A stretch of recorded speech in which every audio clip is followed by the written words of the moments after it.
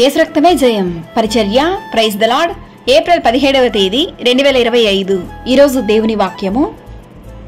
సమాధానకర్తయగు దేవుడు సాతానును మీ కాళ్ళ క్రింద శీఘ్రముగా చితకద్రొక్కించును. మన ప్రభు అయిన యేసుక్రీస్తు కృప మీకు తోడైయుండును గాక. రోమీయులకు రాసిన పత్రిక 16వ అధ్యాయం 20వ వాక్యము. మీ విరోధి అయిన అపవాది గర్జించు సింహము వలె ఎవరిని మృంగుదునా అని వెదుకుచూ తిరుగుచున్నాడు.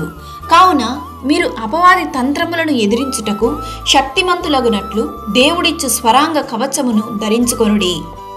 అపవాది మొదటి నుండి పాపము చేయుచున్నాడు గనుక పాపము చేయువాడు సాతాను సంబంధి.